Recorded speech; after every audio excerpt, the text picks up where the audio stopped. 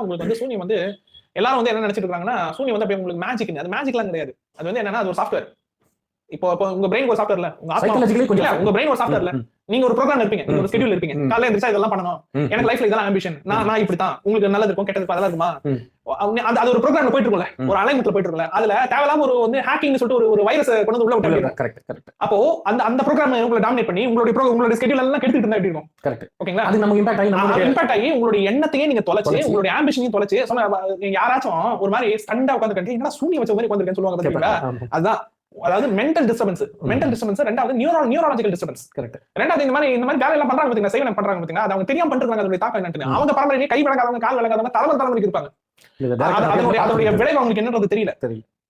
இல்ல நிறைய பேர் எனக்கு தெரிஞ்ச நான் சில அனுபவங்களுக்கு அதோட விளைவு தெரியாம வந்து சர்வசாதாரணமா செஞ்சுட்டு இருக்காங்க. அது மிகப்பெரிய புதன் கர்மா சொல்றதை விட அது பிரம்மகத்தி கர்மா கொண்டு விட்டுரும். நான் ஏற்கனவே சொன்னேன் இல்லையா, புதன் குரு கர்மா சேர்ந்து கொடுத்து விட்டுறோம்னா புதன் குரு கர்மா சேர்ந்து அந்த குடும்பத்தை தாக்கும். எப்படி தாக்கும்னா பரம்பரையா வாரிசு இருக்காது அந்த குடும்பத்துக்கு, குழந்தையும் மறக்காது. ஓகேங்களா? அப்படி பேரலைஸ் அப்படியே படிக்கல கிடப்பாங்க. ஓகேங்களா? இவ்வளவு ஏங்க இந்த நமக்கு திலகோமம்னு ஒண்ணு பண்றாங்கல்ல. திலகோமம்ன்றது என்ன? அதாவது பித்ருக்களுக்கு நம்ம வருஷம் சாமி கும்பிடுறது வேற. அது ஒவ்வொரு அது மூணு ஐயர் வச்சு பண்ண போறது கிடையாது. ஓகேங்களா? அது வந்து ஒவ்வொரு கோவில்ல பண்ணுவாங்க. திலகோமம்ன்றது என்ன அப்படின்னா, நீங்க வந்து ரொம்ப வருஷமா திதி கொடுக்கல. அதான் அது பித்ரு வருஷமா வந்துச்சு. இப்ப என்ன பண்ணுவாங்க, சில ஜோதிடர்கள் இன்னைக்கும் பண்றாங்க. சில ஜோதிடர்கள் சில பூஜாரிகளை வந்து ரெஃபர் பண்ணுவாங்க. அவங்க வந்து ஐயரா இருக்கலாம், ஐயர் இல்லாம இருக்கலாம், வேற ஏதாச்சும் ஒரு சமூகத்தை சேர்ந்தவங்களா இருக்கலாம். மேக்ஸிமம் பிராமண சமூகத்தை சேர்ந்தவங்களா இருப்பாங்க. அந்த பிராமண சமூகத்தை சேர்ந்த அந்த ஐயர் வந்து என்ன பண்ணுவார் அப்படின்னா, அவர் வந்து ஒரு ஹோமம் மாதிரி ஒன்று பண்ணுவார். அந்த ஹோமத்துல என்ன பண்ணுவார் அப்படின்னா, இவங்களை கூப்பிட்டு வச்சு உட்காந்து வச்சுப்பாரு. உட்காந்து வச்சு உங்க மூதாதையர் பேரெல்லாம் எழுதுங்க, சொல்லுங்க யார் பேர் இருக்கோ விட்டு போச்சோ, யார் பேர் விட்டு போச்சோ எல்லாத்தையும் சொல்லுங்க அப்படின்னு சொல்லிட்டு என்ன பண்ணுவாருன்னா, இவங்களுக்காக ஒரு வேள்வி செய்வார், ஒரு யாகம் பண்ணுவார். யாகம் பண்ணிட்டு அந்த யாகத்துல ஒரு மந்திரங்கள் சொல்லுவார். அதுக்கான அர்த்தம் என்னன்னு யாருக்கும் தெரியாது. டெக்னிக்கலா அதுக்கான அர்த்தம் என்னன்னா, அவங்களுடைய மூதாதையர் கூப்பிடுவார், வாங்க வாங்க வாங்க வாங்க எல்லாம் வாங்க, எல்லாரும் கூப்பிடுவாரு.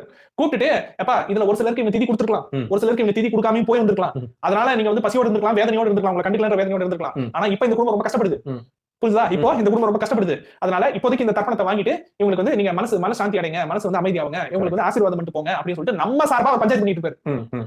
யார் கூடவோ நமக்கும் நம்ம மூதாதையருக்கு நடுவுல அவர் ஒரு இன்டர்மீடியேட்டா பஞ்சாயத்து பண்ணிட்டு இருப்பாரு. அதுதான் அவர் சொல்ற மந்திரத்தினுடைய இது. அப்ப அந்த மூதாதையர் பேரை சொல்லி இவங்க போடுவாங்க, அந்த நெருப்புல அந்த விஷயத்தை போடுவாங்க. இன்னும் இது வந்து இன்னும் நீங்க டீப்பா போனீங்கன்னா, நம்ம ஊர்ல வந்து கிராமப்புறங்கள்லாம் சாமி கும்பிடுறது இந்த மாதிரி நெருப்பு வச்சு வேள்வி வளர்த்து சாமி கும்பிட மாட்டாங்க. நம்ம வந்து ஆத்துல போடுவோம். ஆமா, நம்மலாம் நீர்வழி ஆற்றங்கரை நாகரிகம். ஓகேங்களா? இந்த நெருப்பு வழி வந்தது வந்து உங்களுக்கு வந்து எப்படி வந்துச்சுன்னா, அந்த பார்ப்பனியம் அல்லது அந்த பிராமணத்துவம் அப்படின்றது அந்த அங்கத்துல இருந்து வந்து சான்ஸ்கிரிட்ல இருந்து வந்தது. சோ அது தமிழ் சான்ஸ்கிரிட் கலப்பு. இது இந்த ஆகுதி வளர்க்கறதுன்றது, இந்த வேள்வின்றது வெறும் அந்த தமிழ் மட்டும் கிடையாது, அதுல சமஸ்கிருதத்தினுடைய கலவையும் இருக்கு. ஆனா அதுக்கு முன்னாடி அது தமிழ் கிட்ட இருந்து சமஸ்கிருதத்துக்கு போயிருந்திருக்கலாம். இன்னைக்கு நம்ம அந்த பேதம் பார்க்க முடியாது. ஏன்னா வைத்தியம்ன்றது எல்லாத்துக்கும் பரவன மாதிரி ஆன்மீகம்ன்றது எல்லாத்துக்கும் பரவிச்சு. ஓகே, ஆனா அந்த திலகோமம்னு ஒன்று பண்றாங்க பாருங்க. இப்ப நான் எதுக்காக சொல்றேன்னா, அவங்க வீட்லயே அதுக்கான சைடு எஃபெக்ட்ஸ் இருக்கும். என்ன சைடு எஃபெக்ட்ஸ் இருக்கும்?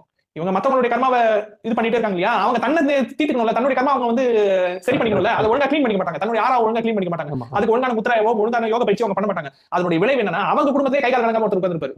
இல்ல ஒரு சில பேர் அனுபவிச்சு அவங்க குடும்பத்திலே அனுபவிச்சு, அதனால தான் அவங்க சில பேர் சொல்லிட்டாங்க, அவங்க வந்து இது மாதிரி விஷயங்கள் பண்றது வந்து அவங்களுக்கு நிறைய இம்பாக்ட் பண்ணிருக்காங்க. அவங்க நிறைய அதனால ஒரு சில பேர் என்ன பண்றாங்க, ரொம்ப பண்றது போயிடுவாங்க. அது எல்லாரும் பண்ண மாட்டாங்க. அப்படி பண்றவங்க அது ரொம்ப மந்திரங்கள்லாம் அதுக்கு தன்னை பாதுகாத்துக்கிறதுக்கு காலையிலேயே எந்திரிச்சு அவங்க சில விஷயங்கள்லாம் பண்ணிட்டு அதுக்கப்புறம் தான் பண்ணிட்டு அதெல்லாம் பண்ணிட்டு தான் பண்ணணும். நீங்க சாதாரண விளையாட்டு ஏன்னா கடைக்கு போப்பா இந்த 10 ரூபா கொடுங்க, நீ இந்த பொருள் கொடுக்குற மாதிரி விளையாட்டு சமாச்சாரம் கிடையாது. கரெக்ட். ஏன்னா கர்மா என்ன நினைச்சீங்க, அவ்வளவு சாதாரணமான விஷயமா கர்மான்றது? நம்ம தொடர்ந்து இங்க பிறந்துகிட்டே இருக்கிறதுக்கான மூல டூலே அதுதான்.